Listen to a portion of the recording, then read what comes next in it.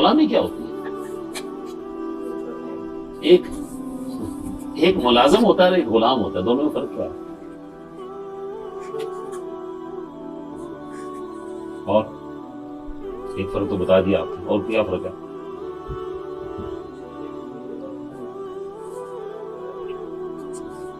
اور بس میں سوالات یوں اس لیے کرتا ہوں کہ آپ چیزوں کو کتنی باریکی سے دیکھتے ہیں.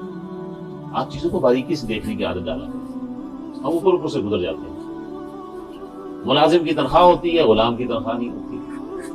ملازم کے ڈیوٹی آورز متعین ہوتے ہیں، غلام کی کوئی نہیں ہوتی. ملازم کی ڈیوٹی متعین ہوتی ہے، غلام کی کوئی نہیں ہوتی. آپ کہہ رہے کو کلرک رکھا گیا تو آپ سے کوئی صفائی کرائے تو آپ کیا کہتے ہیں؟ جی میں تو کلرک تھا، بڑے کو صفائی کرانے پلیٹا توڑتے لا چھڑے ہیں. ٹھیک ہے. اچھا غلام کو بعض دفعہ اپنے آقا کی سیٹ پر بھی بیٹھنا ہوتا ہے. آقا کہتے ہیں میں جا رہا ہوں کام تو یہاں بیٹھ کر لوگوں کو ڈیل کرو، وہ کرتا ہے.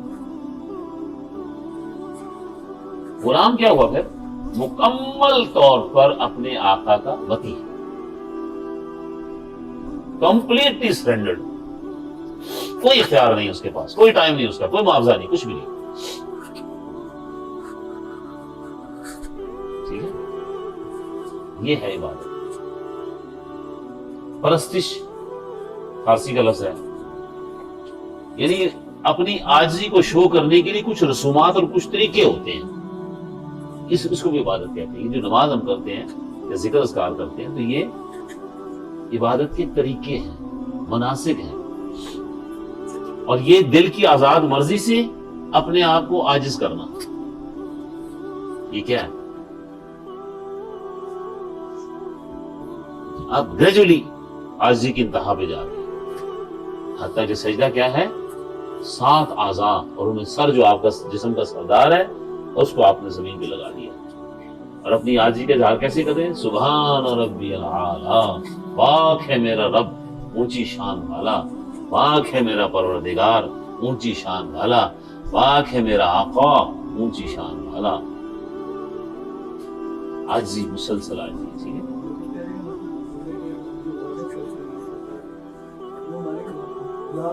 جی نا، مکمل عاجزی. اصل نماز وہی ہوتی ہے، یعنی اللہ تعالیٰ کی بندگی اور غلامی عاجزی کے ساتھ ہو، اس کی اطاعت عاجزی کے ساتھ ہو. اس کے لفظ قرآن پاک نے اتباع استعمال کیا ہے. ایک اطاعت ہوتی ہے، ایک اتباع ہوتا ہے، دونوں میں فرق ہے تھوڑا سا. اطاعت کے اندر تھوڑی سی سختی ہوتی ہے اور اتباع کے اندر مکمل خوشی عاجزی کے ساتھ. یہ مطلوب اللہ کو. جی ایسے اسی وجہ سے ہم نے اس کے کھانے بنائے ہوئے ہیں کہ بس مذہبی معاملے میں ہم اس کی عبادت کر لیتے ہیں، باقی باہر نکل کر ہم اس کی عبادت سمجھتے ہی نہیں.